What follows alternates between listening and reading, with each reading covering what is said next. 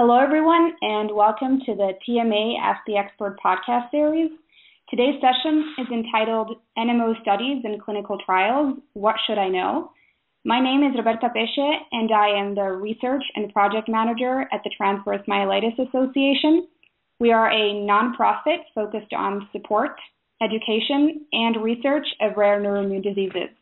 You can learn more about us on our website at myelitis.org.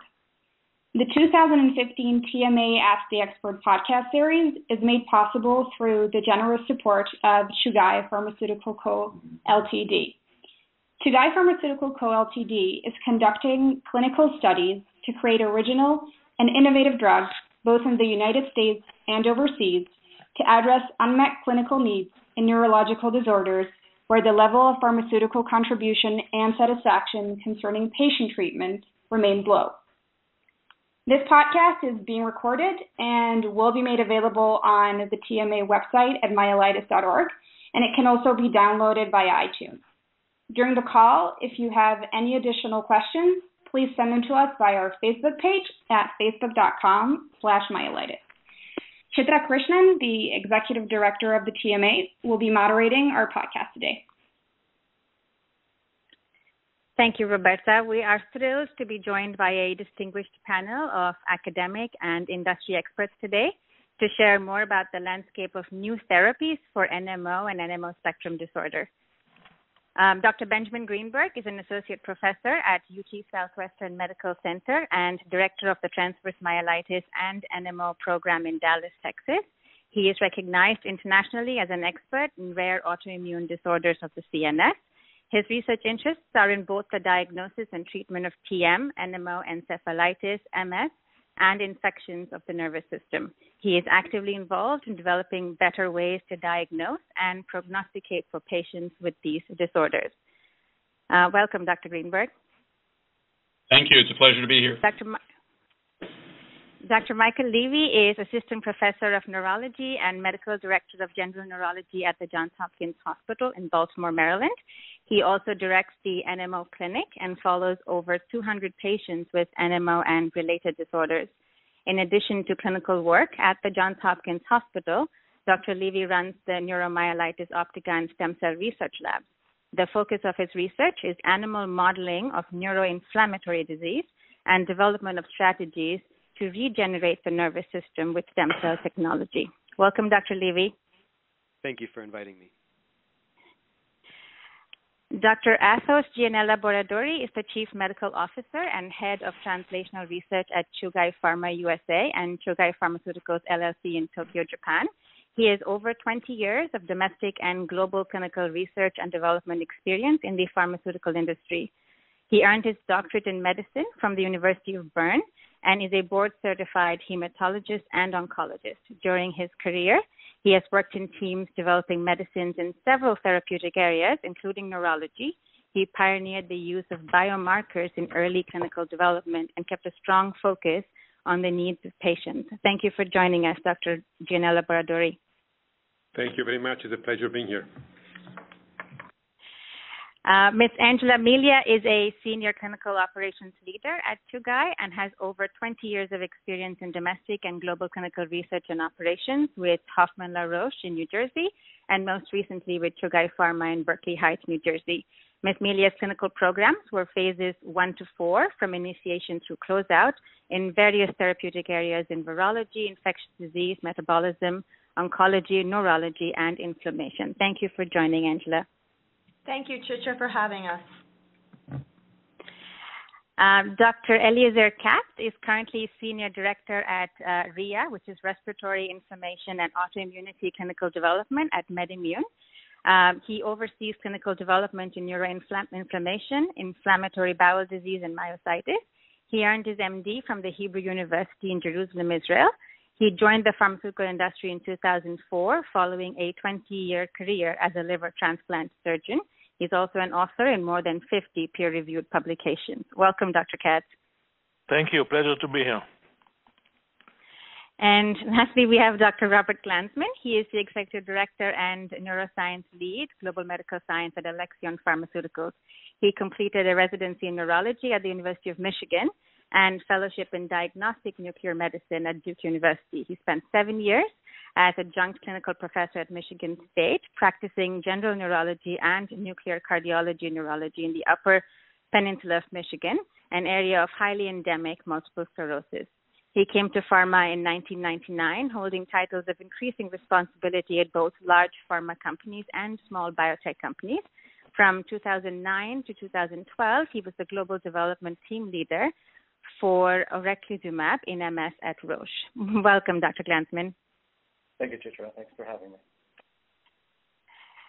Thank you all for joining, and thank you for listeners for joining in this podcast. To start off the discussion today, Dr. Levy, if I may start off with you, what is NMO? What is NMO-SP? How is it diagnosed, and are there subtypes? So neuromyelitis optica and neuromyelitis optica spectrum disorders are essentially they're both autoimmune diseases that preferentially attack the optic nerves and spinal cord. To meet the criteria formally for NMO, you have to involve both the optic nerve and the spinal cord. And to meet the criteria for the spectrum disorder, you only need involvement of one if you're seropositive, which is convincing enough that in the future you would involve both parts of the nervous system. So they're essentially the same disorder and treated identically. The diagnosis is based on a clinical criteria. It involves review of the history of clinical events of the optic nerves and spinal cord, but also the brainstem and maybe the brain. And we also use MRIs to look at the length of the lesion and the severity of the lesion. And we also rely on a blood test called the NMO-IgG, or the anti-4 antibody, to classify you as either seropositive or seronegative, and that has implications for these trials, as we'll hear in a second. Great, thank you. So before we sort of go in and listen from our industry experts about each of the studies and the trials that are currently ongoing, Dr. Greenberg, I think our community would love to hear sort of what has changed over the last few years, which has led to a growing interest in NMO and NMO spectrum disorder in industry, and what does it mean for patients who are currently being diagnosed and in the future? Well, I think there are a lot of forces that came into play to see the plethora of studies and research investments and interest in neuromyelitis optica. In no particular order, I think one of the important things has been an investment of time, effort, and resources into understanding the basic science and the immunology of the disease. I think as a community, as we started to better understand what was at the heart of the disease in terms of the altered immune system, it became a more attractive target for the resources that different biotechnology and pharmaceutical companies have when focusing on disease. The second thing that's changed is, I think, within the different parts of the world, the United States and North America, Europe and Japan, the different regulatory agencies and different government agencies that have a hand in healthcare, whether it be drug approval or sponsorship of research, have had a growing support for rare diseases. And I think this comes from advocacy at the patient and community level to really get the world to recognize that there needed to be a streamlined and more efficient process for review and approval of agents that will help individuals with rare disorders. And I think as those changes in the market occurred, I think it was a great opportunity to mitigate risk and increase opportunities for companies to get into the space of rare diseases. Neuromyelitis optica is not diabetes. There are not hundreds of millions of people who will take these drugs. We're in the thousands of people who would take these drugs. And so I think it needed to be a public-private partnership to get us to a point. And then finally, it's the advocates. It's organizations like the Transverse Myelitis Association and all the families and patients who work together to get government agencies and or pharmaceutical companies to recognize that as a community there is an interest in the investment. And I think, and I'll let my colleagues from from the biotech and pharmaceutical world comment if they wish, but I think it is an easier path for everybody when we see a community banded together. It makes it a more efficient process to know that there is a desire to have this type of research done. So I think it was a lot of things to get us to this very exciting point of having multiple opportunities to better treat this condition. Right. Thank you. So, if our industry experts, if any of you have any other comments to add about sort of what the growing interest is in NMO and NMO spectrum disorders, we'd love to hear. Dr. Gianella Boradori, do you have any thoughts? Well, from our perspective, it came, I would say, following the great clinical intuition of a Japanese doctor. We had a collaboration with scientists who had discovered interleukin-6 as an important factor that was contributing to the growth and survival of blood cells producing antibodies. And we had worked on a molecule that blocks interleukin-6. And the doctor asked the question whether by blocking interleukin-6 in his patients with NMO, he would be able to control the inflammation. And that's where we, I would say, as an industry, stumbled on very interesting clinical observations. And this then led to our stronger interest in NMO, very much driven by science and driven by the curiosity of a doctor. We started our activity in this field. Okay, Dr. Katz? Thank you. I think the story here with MedImmune is that I think we have a drug that maybe I can talk a little bit more about it, that we were looking, there was some basis to think that it may work in actually multiple sclerosis. And when we engage with the neurological community and talk about it and try to see what we can, we will become more and more aware of the unmet need that exists in NMO, which is a severe disease, rare disease with no therapies. I want to emphasize what Ben says before, is that I think in this type of situation, when the disease is rare and there is no full understanding of different aspects of it, it's really, really important to have the support of the scientific and medical community for any pharmaceutical company to be able to move forward and try to develop something in this area. And I think because we have the full cooperation of the community of neurologists and others, we were able to feel, or we felt that we may be successful here if we, design the right study and may be able to contribute new therapy to this devastating disease. So I think cannot be more, emphasized that this collaboration between industry and academia and clinician and regulatory agencies is really crucial in these cases, and I think it's so far worked very well, for us, and I hope for others also. Great, thank you. And Dr. Glanzman, the PREVENT study, would you be able to share a little bit about the study, sort of how the drug works, what's the mechanism of action, and a little bit more about the clinical trial itself? Sure, Peter, thank you. Let me just first echo the comments made by the previous panelists regarding the importance of collaboration between academia and industry. Obviously, if we're going to move forward in any disease therapeutic area, especially areas of rare disease, it's going to be critical for academia and for pharma, including biotech, to work closely together. With regard to Alexion specifically, we have been focused from the beginning of the organization on treatment of devastating rare diseases with transformative medicines, especially those involving unregulated activation of complement. Eculizumab, the drug under study in the PREVENT study, is an antibody which targets C5 and inhibits the terminal component of the complement cascade. Specifically, it has no other biological actions that we're aware of in the human body.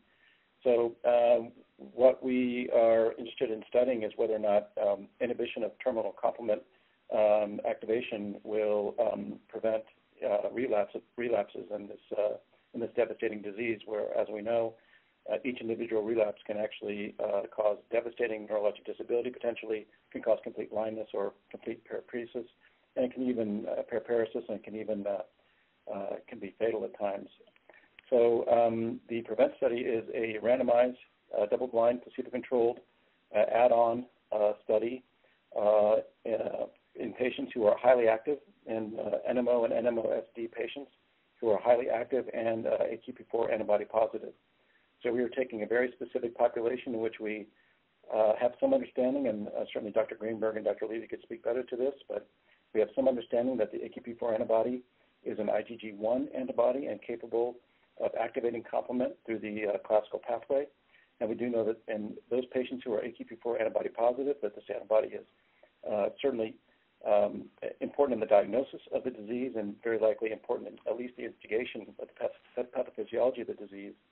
So we are taking a very specific population, those who are AQP4 positive, who have a diagnosis of NMO or NMO spectrum disorder, and who are highly actively relapsing. In order to get into the PREVENT study, you have to have had at least 2 attacks in the previous year or 3 attacks in the previous 2 years, with one of those attacks coming in the previous year. So we are looking really at the most active population that we can find because we believe that our therapy is potentially transformative. If you have any other questions, I'd be happy to answer them. Thanks. Thank you. Angela or Dr. Gianella Boradori, would you mind taking a few minutes to share about the SA237 study, how the drug works, what the mechanism of action is, and the inclusion criteria, etc.? So we're working on SA237 to make it available as a maintenance therapy for patients with NMO.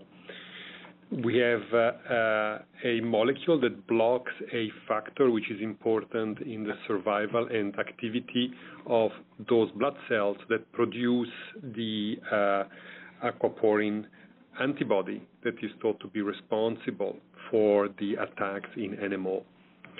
So basically, our molecule, after a subcutaneous injection, binds to the IL-6 and takes the IL-6 out of the circulation, therefore depriving these blood cells producing this bad antibody of their growth factor, and what we see is then a decrease of both the number of those lymphocytes and a decrease of the level of the antibody. We have ongoing a clinical study that recruits subjects with NMO and NMOSD in both the U.S. and in Canada. And it's a study for subjects that have had one relapse in the 12 months preceding study initiation.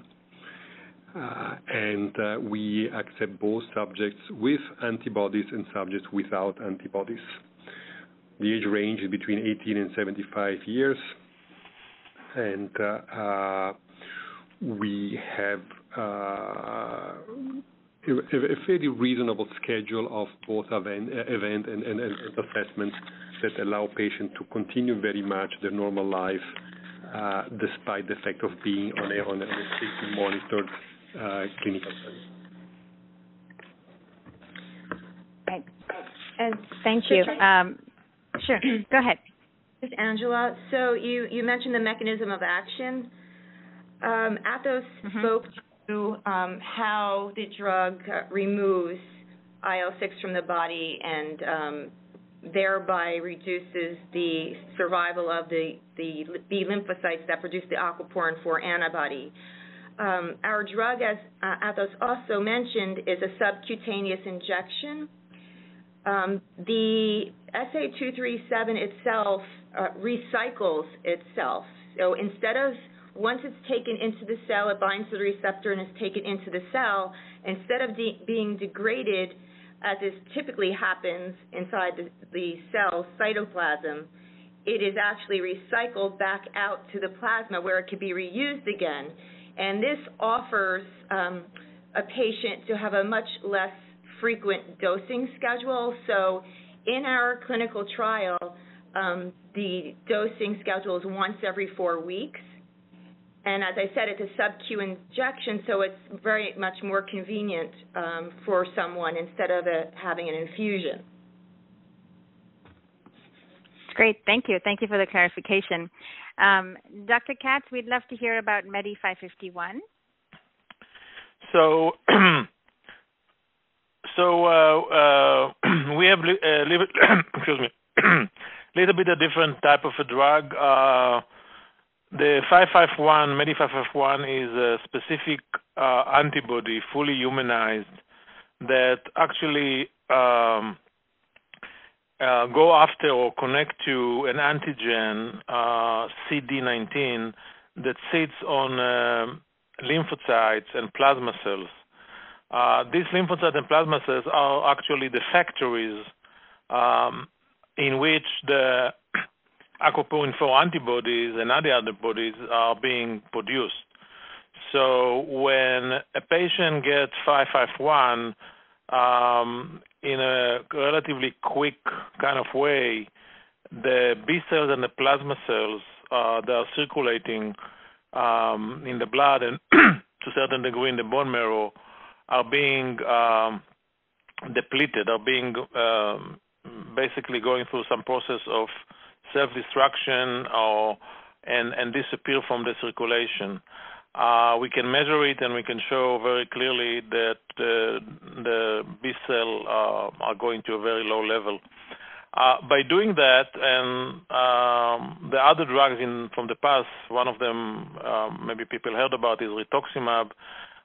We saw some quite significant effect on different autoimmune diseases, that by removing the B cells, you remove the factory of these antibodies, and in this case, the aquaporin-4, and that's why we think it may be helpful to prevent attacks in NMO. We are doing a pure placebo design study. In other words, all the patients who are going into the study are being randomized in a blind way between the Medi 551 and placebo, which basically means nothing. And the randomization is 3-to-1, so 3 patients go into the treatment and 1 go to the placebo.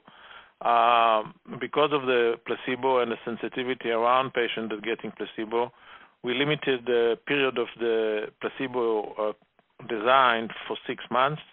So patients cannot be more than 6 months on the placebo. Our main thing we're looking for in the study is the attack that happened, and if a patient gets an attack, he's not going to stay any longer on the placebo, and he's getting the usual therapy, that what we call the rescue therapy, that's given to patients who develop an attack.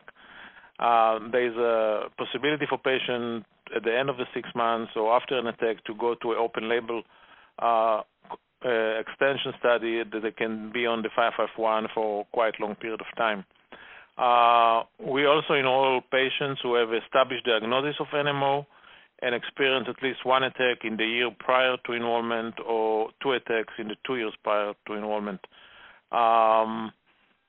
And all the other medication that most of these patients are on, when they randomize into the study, all other medication are stopped and are not allowed throughout the study. So I think that's the essence of it, and if any question, I'll be happy to answer. Great, thank you. So, Dr. Levy, I mean, we've heard all the 3 studies. So what are placebo-controlled studies? Why are they important? Placebo-controlled studies are those where the comparison group doesn't receive the treatment. And the reason that it's so important is because when you want to know if a drug works, you have to compare it to a group that's not getting the drug. And in the case of the NMO trials, there was a concern that the placebo group would be placed at harm, would be at risk for relapsing more than the group receiving the drug.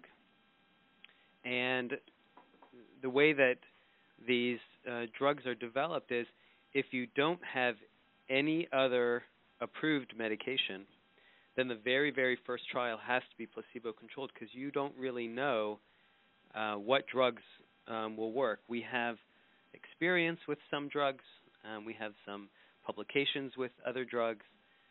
But until it goes through a rigorous scientific process, we really don't know until we do at least one placebo-controlled trial. And then after that, because of the ethical concerns of every relapse being severe, every future trial would be compared against an approved drug. But initially, at least starting out as we are now, this is the scientifically rigorous way to go. So if a community member is listening to this and so they have sort of the fear, as you said, associated with being placebo, what if I get an attack or an exacerbation? What would you say to them about, joining a clinical trial and what it means to be in a placebo-controlled study? It can be scary. I admit that I've sat face-to-face with many patients and had this discussion, and there is a fear, a legitimate fear, that being in a placebo arm means that you're going to relapse. And I feel the same way. I feel like that is probably true. The way to think about it, though, is that every drug that I can offer you, whether it's a drug that I've been using for many years or a drug that's part of a trial, has risk. And there are no guarantees either way.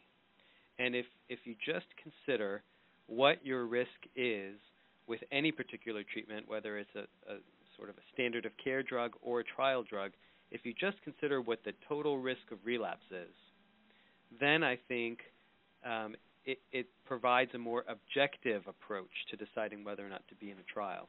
So let me give you an example of that. In our recent review of azathioprine or Imuran, we found that about only 50% of patients respond well to that, meaning they have no additional relapses. And 50% of patients relapse despite the azathioprine. If you consider that as sort of a 50-50 chance, then when you look at a trial, even if it has a placebo arm, the chance of having a relapse may be lower in a trial compared to taking Imuran, which has been used as a standard of care for a long time. So again, what you have to do is you have to really consider what the risks are across all of your options and then make the decision that's best for you. Yeah. Can I add something here, Chitra? Sure, please. Yeah. So it's definitely a serious undertaking when you decide to do a placebo design. I think Michael described clearly why it's important to do it in disease, an area that we actually don't have any proven drug, and all the drugs are being used because there is no other therapy, although all these drugs have their own side effects and issues, and we don't know exactly what the effect on the disease is. So saying all that, it's still a serious issue to take patients and put them on a placebo in a trial. We think that the most important thing here is to explain to the patient, the status of the disease, the status of the therapies that are available. To patient need to understand exactly the risk involved in being in placebo. As I said before, we try to design the study in a way that, as much as you can, minimize the risk. Actually, we did some calculation that shows that if you do a study that compare it to an active competitor or to another drug, you need, in order to prove the point, you will need more attacks happen in all participants than when you do a placebo, because compared to placebo, the effect going to be more pronounced, so less attacks will need to be happening in the entire patient population of the study. Saying all that, it's come to a physician and patient to understand everything related to that and then make the decision. The only thing I can share with you right now that we started enrollment into the study early this year, around February. We have now 6 patients that are already randomized into the study, and we have about another, I think, 15 or 17 that signed an informed consent and are being now screened for the study. So overall, and we have ethical committees, around the world that look at the study and approve it, and give the permission to run it. So I think it's a tough issue. It's definitely something that the patient and the physician need to clearly understand the risk they're taking on themselves, and then it's come to their decision if they would like to participate or not. I'll stop it here. So Chitra, thank you for that, Dr. Katz. Chitra, this is Robert Glansman from Alexion.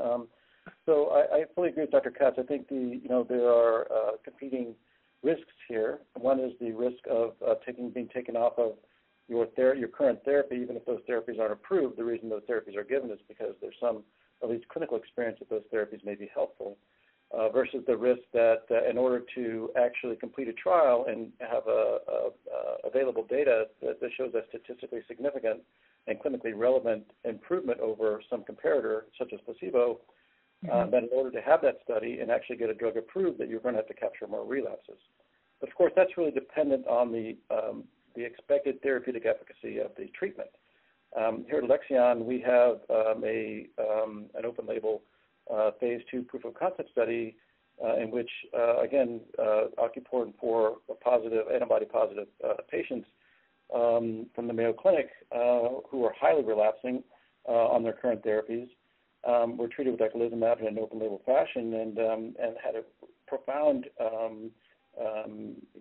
reduction in their attack rate from approximately 3 per year to 0. So when we look at the amount of attacks that we expect to need in order to show the therapeutic gain of our drug versus a comparator, and in our case, we are allowing patients to maintain their current immunosuppressive therapy as long as they do not change the dose. So we are actually doing a placebo plus current therapy trial. But when we look at our expected treatment benefit, we feel comfortable that we can do that with a limited number of attacks in a patient population in which we allow them to continue on their current therapy in order to minimize those risks. So it really comes down to how effective, part of it comes down to how effective, the company feels their drug is going to be. Great, thank you. Dr. Greenberg, so, a patient listening to this podcast hears about the 3 different drugs, hears about the different mechanisms of action, and there's, incredible work that's going on. How does one decide what's the right study? What are, say, the top 3 or 5 things one must know to help make their decision about what study is right for them? Yeah, no, I think it's a great question, Chitra. And in general, I would recommend the following steps in the following order to kind of navigate taking part in research and what studies. The first is to decide the question that Michael was talking about, and that is, should you as an individual take part in research? And that's a very personal decision, understanding both the potential risks and benefits relative to you, your health, your schedule, your day-to-day life, that everything entails being part of a research study. And so the starting point is just to decide, are you interested or not? Now, you may be interested. There are some people who come to studies because they're interested in advancing the field, contributing to knowledge. They want to be part of that effort. Others come to research because they have had bad experiences or contraindications or failures of other drugs, and they want to seek an opportunity to get exposure to an experimental agent that may hold more promise than what's available now. But for each person, there is an independent pathway to making that decision that you want to take part in research. Once you get over that step, then there are several factors that you have to consider when deciding what research protocol, because there are many, that you would be interested in. Some of the factors that you have to consider are practical ones. Is there a protocol that is being offered geographically close to where you live? And these protocols are rigorous. They take time. Patients who take part in clinical trials always get and command my utmost respect because they are sacrificing, not just in terms of risk, but they're taking time out of their day, time out of their life to come in and do assessments and be part of a team that is hopefully going to make a very valuable contribution to the field and a better understanding of conditions as well as hopefully new treatments. But practically speaking, having a protocol that's near you geographically is useful. If there are multiple protocols that are, from a geographic and practical perspective, just as easy to access, then you have to look at the study designs that are accessible to you. People need to listen to what's on this podcast and research themselves in terms of the differences between these agents. And there may be things about one agent versus another that are particularly attractive to one person versus another. Maybe it's on the risk side. Maybe it's on the route of administration. Maybe it's on where it's been studied in the past. But sometimes patients, for very personal and specific health reasons, will lean one way or the other. And then ultimately, if there is no difference between the practicality side or the specific agents, then it's a conversation with both your treating clinician and the researchers offering the protocols to decide, is there something about you, your history, your past, that might make you a better candidate for one protocol versus another. And sometimes there are experiences that people have had either in terms of relapses or breakthrough disease on certain drugs that might make us lean one way or another. Those are frankly few and far between. I think these drugs are so different than what we are using right now that it's close to impossible to make those predictions, but there might be an unusual circumstance where it's true. So in the end, if you decide you want to take part in research and there are multiple available to you and they're practically equally the same in terms of your travel and your time, and you can't distinguish between the agents, then I think in the end it's a tough decision, but having options is never a bad thing. And so we're actually lucky in a rare disease to have multiple options going simultaneously. It creates some angst about making decisions, but this is pretty unusual for rare diseases to have the luxury of choice. Great, thank you. And indeed, it is a luxury of choice. But one of the questions we always get asked is, if there is a new attack or an exacerbation or worsening of symptoms while someone's on the study, what are some of the checks and balances that are sort of built into the study itself? For example, how is risk managed? Who pays for the care if I had an exacerbation? And I think if you all wouldn't mind, our industry experts, I'd love to sort of ask each one of you for your studies how this is being managed. So can we start with you, Dr. Gianella Boradori? Yes, thank you. In the Chugai study of SA237, the double-blind placebo-controlled part finishes as soon as a study participant has an attack. As soon as an attack occurs, then we offer to all study participants SA237 free of charge for the continuation of the study. In order to minimize the risk of, let's say, missing an attack or prolonging unnecessarily the placebo-controlled part, we have very careful monitoring during the study. On one side, there are weekly telephone calls that we ask the study sites to have with the subjects. There are obviously regular examinations. And we really make sure that there is a very close and careful follow-up of these patients during the study to really ensure that the period of placebo treatment remains really as short as necessary. Once an attack occurs, then obviously the patients will receive state-of-the-art acute treatment following very much the recommendations of their doctors at the medical center where they are normally followed. And also the continuation of the treatment will be very much a joint decision of the patient and his doctor. Great, thank you. And Dr. Glansman? Yes, so the PREVENT study is also a time-to-event study, meaning that any particular subject can only contribute one attack. Once you have an attack with some change in your neurologic status, then you immediately would be no longer in the study. You have contributed your portion of the study, and you would then be eligible for the open-label extension study with eculizumab, which is going to continue either until drug approval or 4 years, whichever comes first, hopefully drug approval. So in that way, again, patients can only even potentially have a single attack. Of course, if you make it all the way through the study and you're not one of the people that has an attack, and the pre-specified number of attacks is completely captured, the study then ends. Once the pre-specified number of attacks occurs, the study is over, and everybody then would transition onto open-label eculizumab. So, and of course, as with probably all the sponsors, with any individual attack, patients would, of course, then be treated with the standard of care by their local neuroimmunologist. So that they would get, the current standard of care for the treatment of any individual attack.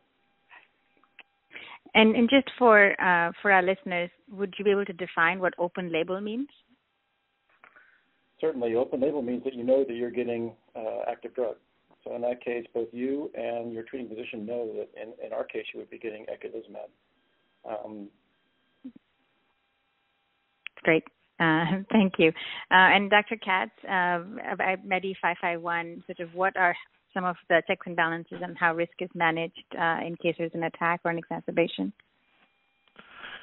So, as also mentioned, I think also in our study, we follow the patient very carefully. There is a mandatory phone call to the patient every 2 weeks. The patient instructed to call the sites, when he enrolled to the study, that he needs to call to the site with any symptom that may indicate the development of an attack. There is a pretty frequent visits to the hospital, to the site. When attack is identified, we have a very clear timeline for the patient to go to the hospital. We require from the first symptoms, from the time the first symptoms appears, for the patient needs to be in the hospital and evaluated not more than 72 hours, and we try to explain to patient and physician to try to make it quicker. Following an attack, if attack is being diagnosed by the investigator has total freedom to choose whatever he feel like to treat the attack per his usual standard of treatment of this attack. We will cover all the expenses related to the treatment of the attack, and any complication that will develop out of that will be also our responsibility to make sure the patient gets what he needs. As I mentioned before, if a patient develops an attack, is going to go out of the study. This is the primary endpoint. So, and after that, they either going to, if he decide to be on the open label and get the drug, the active drug, he can continue, or he can choose to not continue with the study, and then he just go for a safety period follow-up that we got just going to look at him for a while to make sure everything is fine, especially with our drug, to make sure that his B cells counts are coming back to normal. So that's what is done in our study. Great, thank you. So, Dr. Levy, I think it would be great if there was some clarification about what is considered standard of care in NMO and NMO spectrum disorder. That's a good question, because it really depends on who you're talking to. I would say that there is no standard of care that's agreed to around the entire world, but there are general trends, including the use of the same 4 drugs around the world for treatment of prevention of attacks. And different doctors in different places use different drugs or combinations of these drugs depending on their experience and practice. 2 years ago, we tried to get everyone together to agree to a consensus approach. And what emerged out of that is there were many options and many different ways of treating NMO. But we all sort of agreed that suppressing the immune system in some fashion was necessary for the treatment of NMO, and that all patients should be on something. So we don't really tolerate the idea of patients not going on anything because we know that they're very likely going to relapse. So they have to be on something. And again, the four choices really boil down to what was available in the literature, what has been demonstrated to be used and sort of had some experience behind it. And those four drugs are azathioprine, mycophenolate. Both of those work on the production side of the immune system. Rituximab is a popular choice for depletion of a different type of immune cell. And the fourth drug is prednisone, a steroid, which is commonly used in Japan, even just by itself. Many other places use it in combination with mycophenolate and azathioprine to protect patients until those other drugs are effective and optimal. There are no trials comparing these drugs to each other. There's never been a rituximab versus mycophenolate study to see which is better. And there's never been any trial to demonstrate that these drugs are better than placebo. But there is a wealth of evidence that these drugs have been used for a long time and have been perceived to be helpful among both patients and physicians. And so that's how the standard of care has evolved.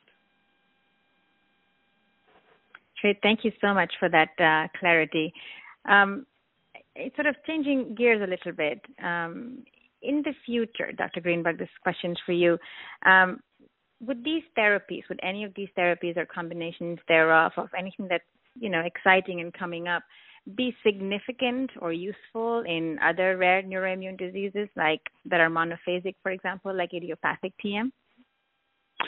Yeah, I think there is a huge interest in all of these molecules to look at other potential targets, other potential patients who may benefit from the immunologic effects of these agents. And so even in monophasic conditions such as idiopathic transverse myelitis or ADEM, acute disseminated encephalomyelitis, where we know the immune system is rapidly and fulminantly causing damage to a spinal cord or a brain, there are reasons to believe that multiple different pathways could be interrupted with drug to limit that inflammation and limit that damage. I think in general, the approach that's being taken, and I would definitely defer obviously to my colleagues in the biotech and pharmaceutical industry, is when we're rolling out new agents, in general we focus on one or two conditions first to really ensure that the safety is well established and that both the biologic and clinical markers of efficacy can be established so we can really understand the ins and outs of the drug. And then once that hurdle is crossed, then it's a great opportunity to start looking at additional indications. And it's worth noting that for pretty much all of the agents that are being discussed on today's call, there were a lot of different conditions, and there are a lot of different conditions that could potentially benefit from working in B cells or working with complement or working with the IL-6 pathway. All of these pathways impact a variety of conditions. I think it's great that neuromyelitis optica is getting the focus, but I don't think it'll be the final condition for any of these agents. I think it'll be great for it to be the lead and the first, but I think it'll be the first of many once we get through the very appropriate and rigorous process of ensuring that they're safe and effective. Thank you. Any comments from our industry experts on the call? This is Eli. I think Ben is right, and I think that's the way actually drug development works. I mean, you develop a drug based on certain mechanism of action, and because we're dealing with biology and medicine, it's usually not so restricted to one specific disease. Although, as Ben says, the effort now in NMO is enable us to have or hopefully get very good data on the drug and how it affects, etc. But it will definitely open the doors to look with this particular drug or any other drug to other indications, some of them in neurology, some of them not in neurology.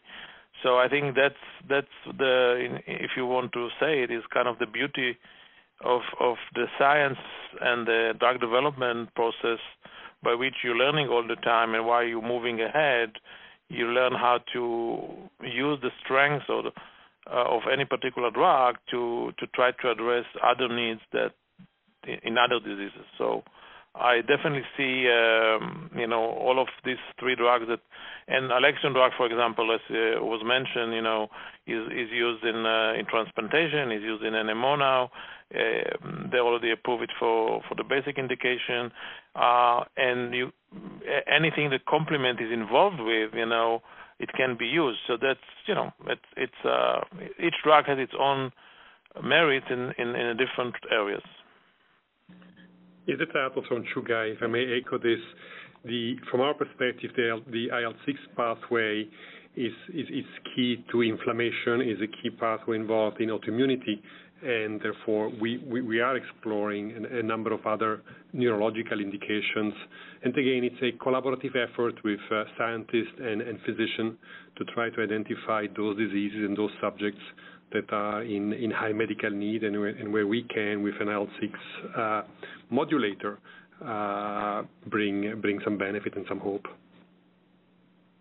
Yeah, Chitra, this is Robert Glansman. I totally agree with what my colleagues have said. I mean, every one of these compounds impacts a fundamental aspect of immunity, and I think they all show potentially great promise in treating people with autoimmune disorders of the nervous system. I think one of the to echo again the original comments from this podcast, it is going to be imperative for industry and academia to work together, because I think in modern medicine, and Ben and Mike may want to comment on this. In modern medicine, we often find out the physiology of the disease based on the medications that end up working for that disease, especially when they have very specific targeted mechanisms, such as the 3 monoclonal antibodies that we're talking about here. So, if and when these antibodies end up being quite effective for this disease, we're going to learn a lot about the pathophysiology of this disease. So it's imperative for us to all work together. And the bottom line is, there are people out there that need these. Hopefully, if these therapies can be proven effective, and it's our job to bring them to these to patients safely and efficiently as possible.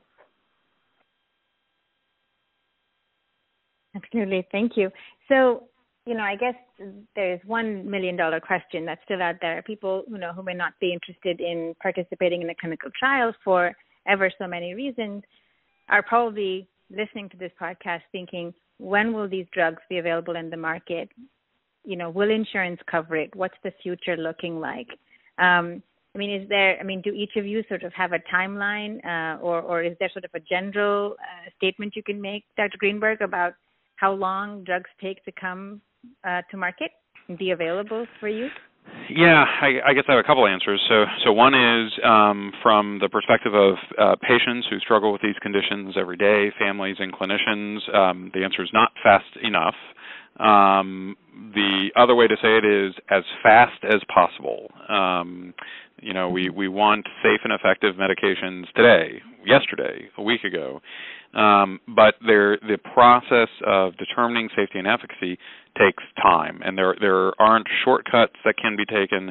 Every time we have tried to make a shortcut in the process of proving safety and efficacy, we have found ourselves years later questioning, were the results accurate? Did we miss something? Or are there unknowns that we should have found out? And there isn't a decade that goes by that we haven't had issues with drugs released on the market, only later to be pulled because of safety issues. So we take this process very seriously, very methodically, not because either those of us who treat patients or study this condition, or our colleagues in biotech and pharmacy, or frankly the FDA or the government. No one is trying to slow this down, but it is a balance. And the timeline for a drug making it to market is based on a variety of different things. One of the most important is it going to the market for a first ever indication? So if there's a drug. And on this call, we have examples of drugs that have approval in other indications and drugs for which this will be a first indication. The first indication always takes longer because it's an unknown to all of us and to regulatory agencies.